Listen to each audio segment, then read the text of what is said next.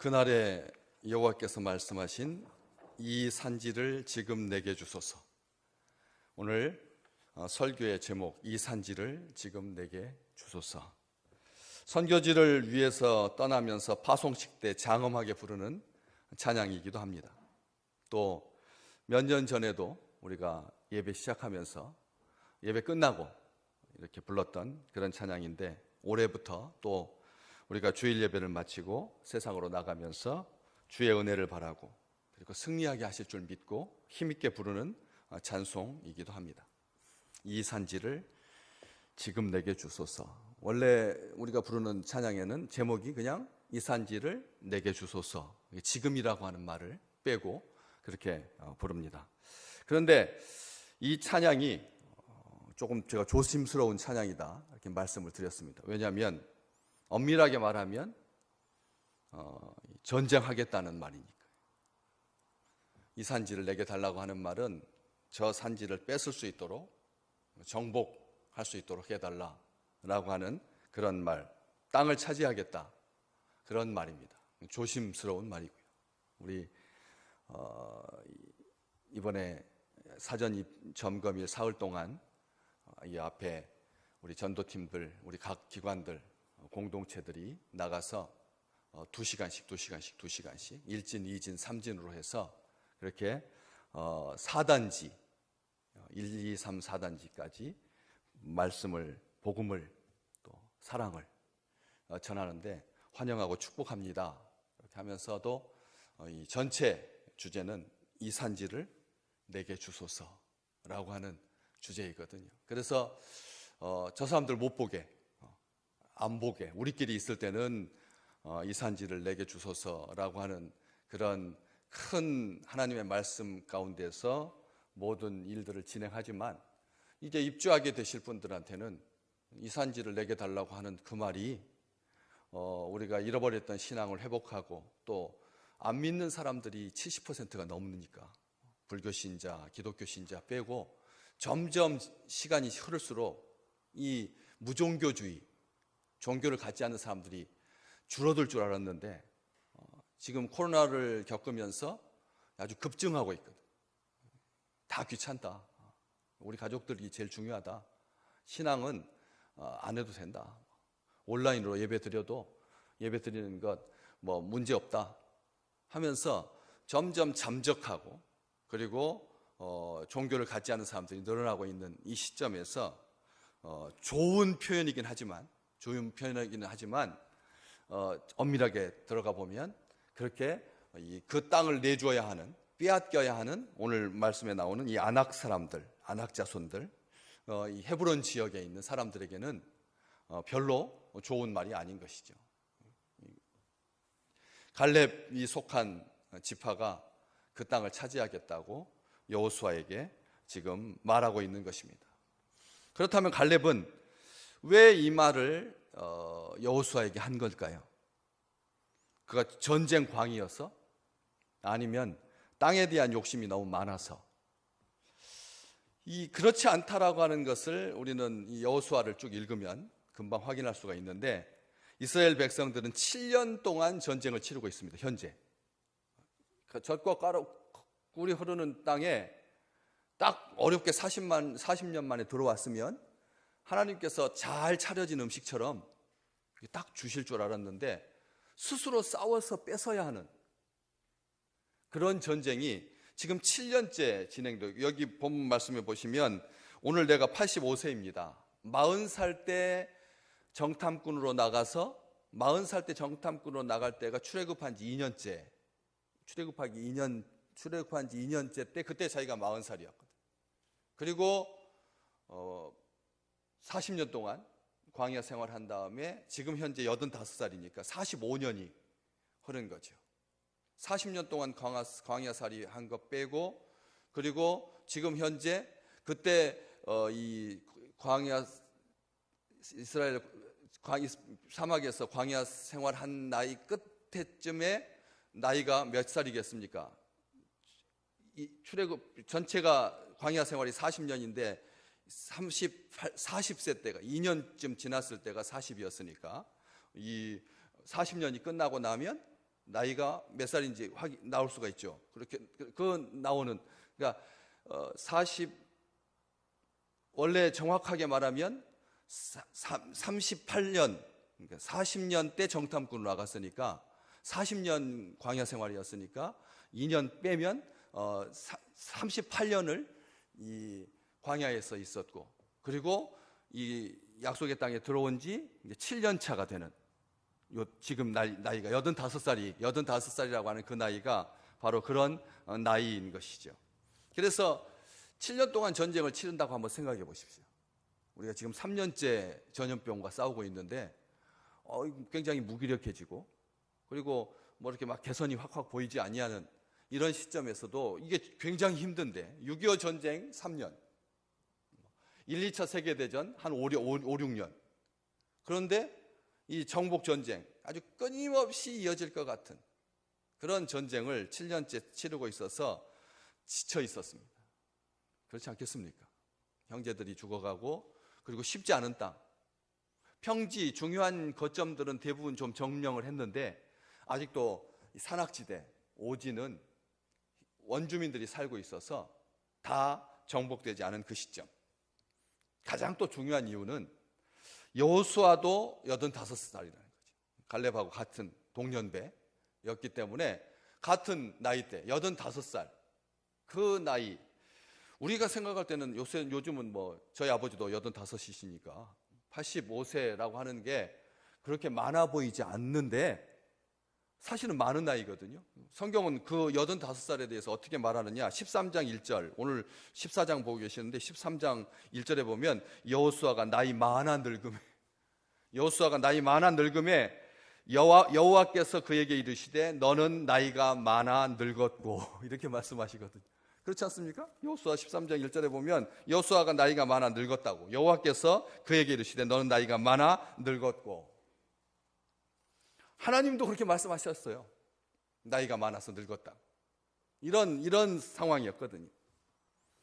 이런 상태에서 또다시 전쟁하겠다고 갈렙이 나서니까 이제는 조금 좀 쉬었다가 한 3년 정도, 5년 정도 전쟁한 만큼 좀 추스린 다음에 그때 이제 시작해도 될 것 같은데, 왜 이렇게 조급하게, 나이도 많은데.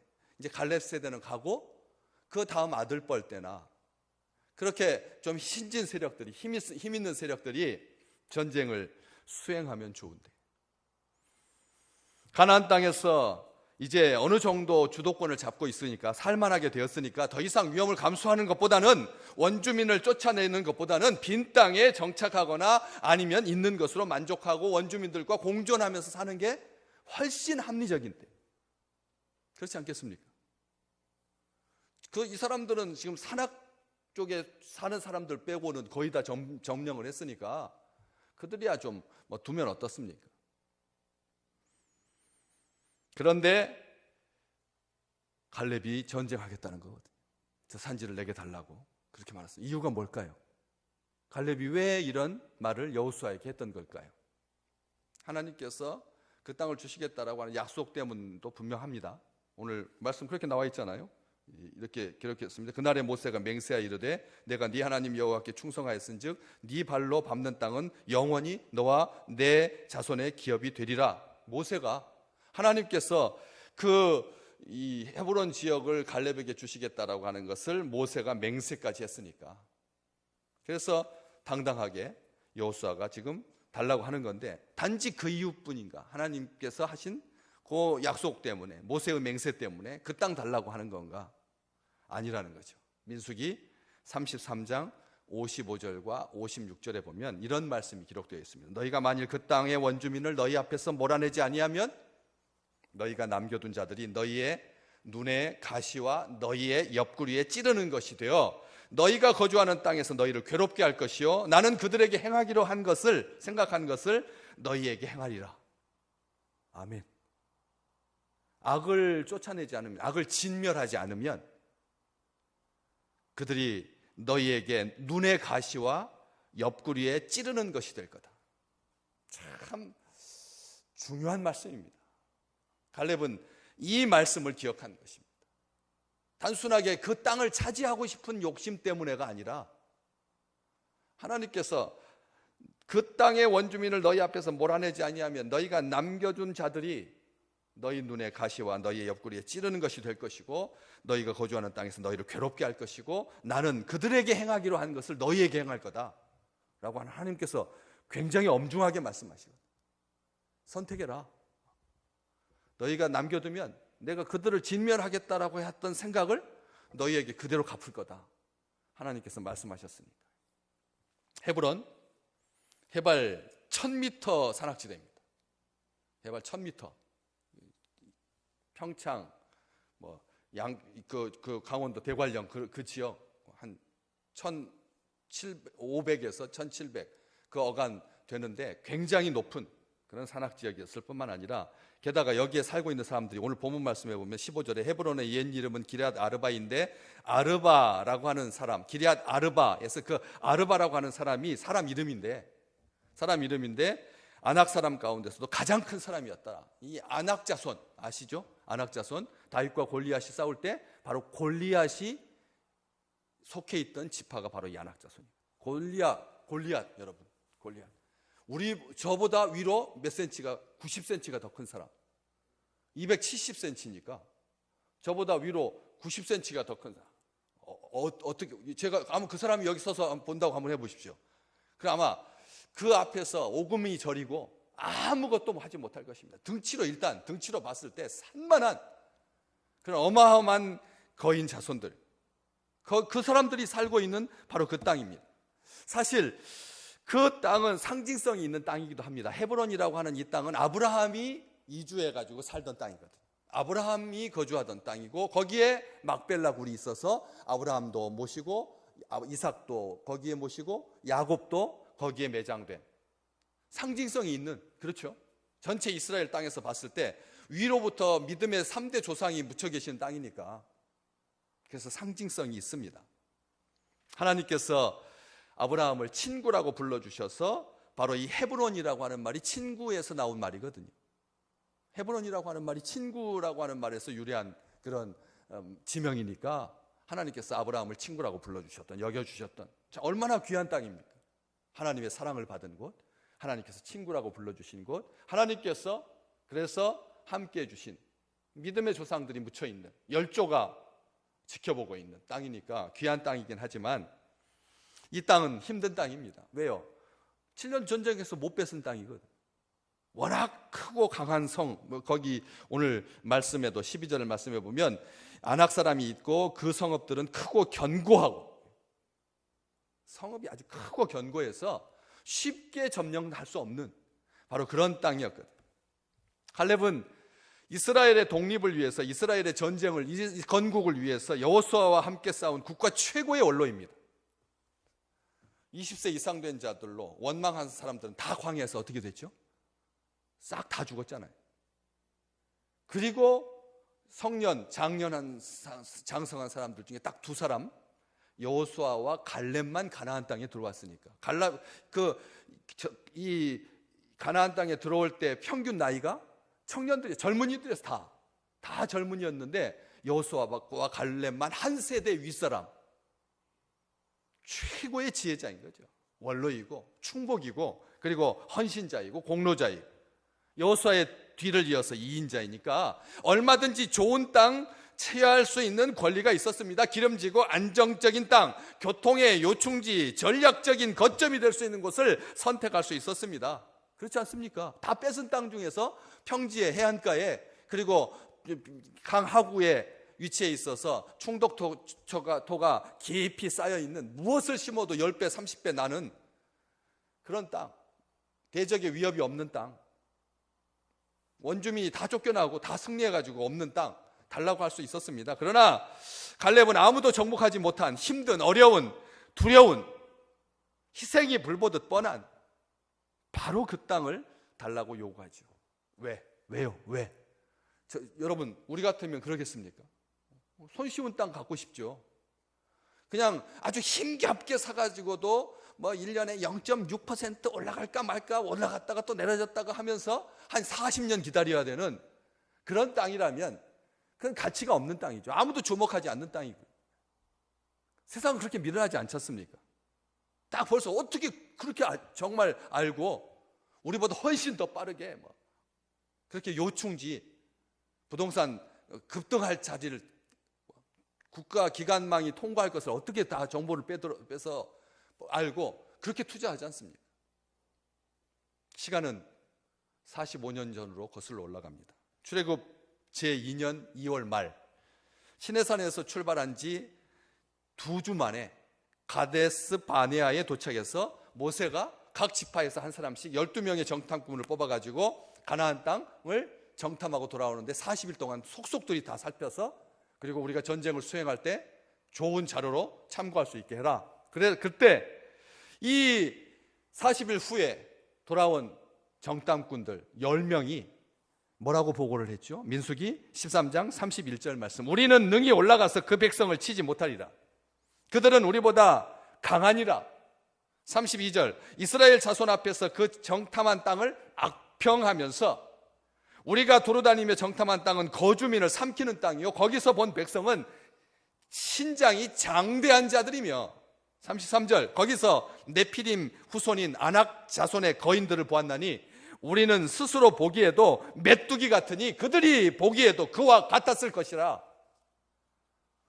12명 중에서 10명이 그런 식으로 보고를 했을 때 백성들이 소리를 높여서 부르짖고 백성이 밤새도록 통곡하면서 이스라엘 자손이 다 모세와 아론을 원망하면서 했던 말을 우리는 기억하거든.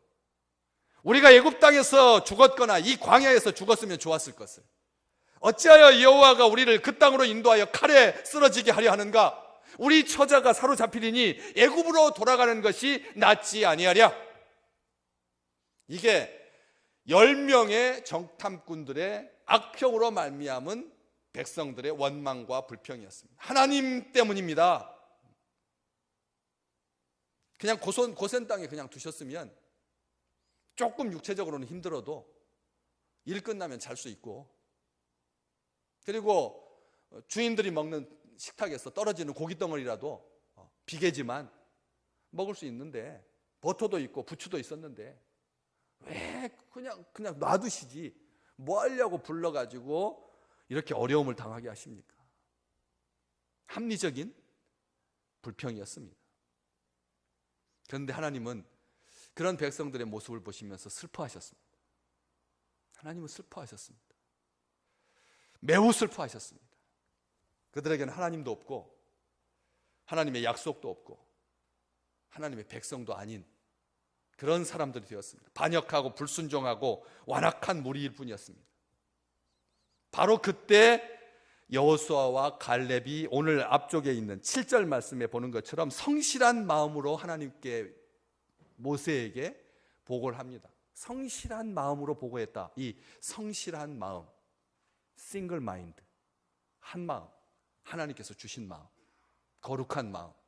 성실하다라고 하는 말은 그냥 사람이 착하다라고 하는 뜻이 아닙니다. 하나님께서 주신 마음으로 보고를 합니다. 어떻게 보고했죠? 민수기 14장 7절에서 9절 우리가 두루다니며 정탐한 땅은 심히 아름다운 땅이라. 여호와께서 우리를 위해 기뻐하시면 우리를 그 땅으로 인도하여 들이시고 그 땅을 우리에게 주시리라. 이는 과연 젖과 꿀이 흐르는 땅이니라. 다만 여호와를 거역하지는 말라. 또 그 백성을 두려워하지 말라. 그들은 우리의 먹이라. 그들의 보호자는 그들에게서 떠났고 여호와는 우리와 함께 하시느니라. 그들을 두려워하지 말라. 이런 성실한 보고하실 수 있는 축복이 우리 믿음의 백성들에게 가득하시기를 주의 이름으로 축원합니다. 12명 가운데 10명이 악평해도 하나님의 사람은 성실하게 2명이 하나님 앞에 성실한 마음으로 감사한다는 것이죠. 다 같이 신앙생활, 같은 이스라엘 백성들입니다. 각 지파에서 뽑은 사람들이니까 얼마나 대단한 사람들이겠습니까? 그런데 두 사람이 그렇게 하나님의 마음에 흡족하게 성실하게 보고했죠. 하나님은 그들을 기뻐하셨습니다. 여호수아와 갈렙을 기뻐하셨습니다. 하나님은 그 땅을 갈렙에게 주시겠다라고 약속하십니다. 모세는 그 약속대로 맹세했고 갈렙은 그 약속을 믿음으로 받아서 45년 동안 잊지 않고 간직하고 지금 여호수아에게 말하고 있습니다. 그날에 여호와께서 말씀하신 이 산지를 지금 내게 주소서. 당신도 그날에 들으셨지 않습니까? 당신도 나와 함께 옆에 계시지 않았습니까? 여호수아여, 하나님의 말씀의 근거에서, 약속의 근거에서 당당하게. 그것은 45년 전 일이고 시대도 변하고 상황도 변하고 사람도 바뀌었으니 이제 나도 나이가 늙었으니 이스라엘을 위해서 충성했으니 이왕이면 좋은 땅 주십시오. 기름진 땅, 수고하지 않아도 되는 땅, 배산 임수, 명당짜리 원하면서 이미 정복한 땅 가운데서 보기에 좋은 땅, 살기에 좋은 땅, 돈 되는 땅, 갑부가 될 수 있는 땅, 평생 놀고 먹을 수 있는 땅 달라고 하지 않았습니다. 그는 말했죠. 10절 말씀, 여호와께서 말씀하신 대로 나를 생존하게 하셨습니다. 하나님께서 말씀하신 대로, 약속하신 대로 지금까지 나를 살려주셨습니다. 내가 산 것은 하나님의 은혜입니다. 하나님께서 살게 해주셨습니다. 하나님은 갈렙의 생명을 지켜주셨고 가나안 땅에 들어오게 하셨고 지금까지 생존하게 하셨습니다. 이 생존하게 하셨다라고 하는 말 굉장히 다급한 말이고, 그리고 간신히 겨우 살아남은 그런 느낌이 들죠. 절대 그렇지 않습니다. 제비 뽑을 것도 없이 그 땅을 하나님께서 이미 갈렙에게 주신 그 은혜를 갈렙은 이렇게 말하는 것입니다. 나를 하나님께서 생존하게 해주셨다고. 갈렙은 오늘 성경 말씀에 보니까 그니스 사람이다. 14절 말씀에 헤브론이 그니스 사람 여분네의 아들 갈렙의 기업이 되어 오늘까지 이르렀다. 그니스 사람, 성경의 창세기 36장에 나옵니다. 겐 사람. 창세기 36장에 나오는 이 겐 사람, 그니스 사람은 에서의 자손 중에서 그나스 족속의 후손입니다. 에서의 족속, 야곱의 후손이 아닙니다. 에서의 자녀입니다.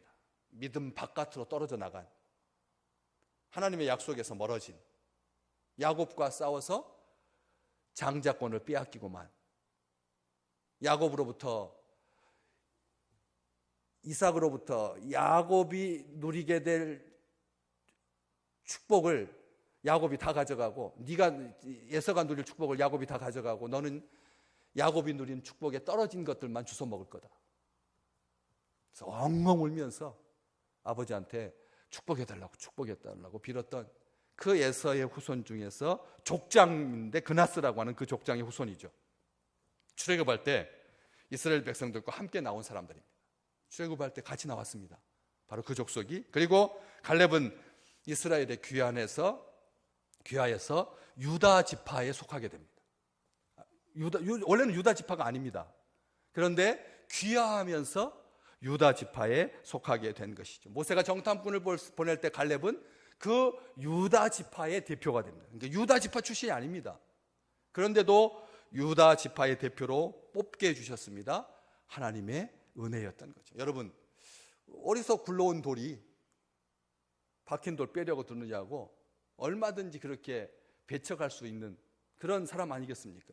귀화해가지고 성씨를, 한국성 씨를 받아가지고, 근데 그 사람이 시장이 되고 부통령이 되고 심지어는 민족의 대표가 됐다.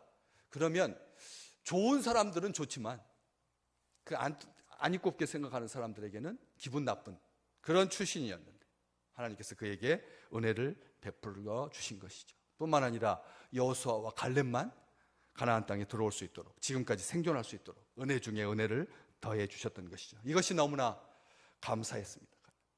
갈렙은 하나님의 말씀을 이루시기 위해서 자신을 생존하게 해주셨다라고 말합니다. 간신히 살아남은 게 아니죠.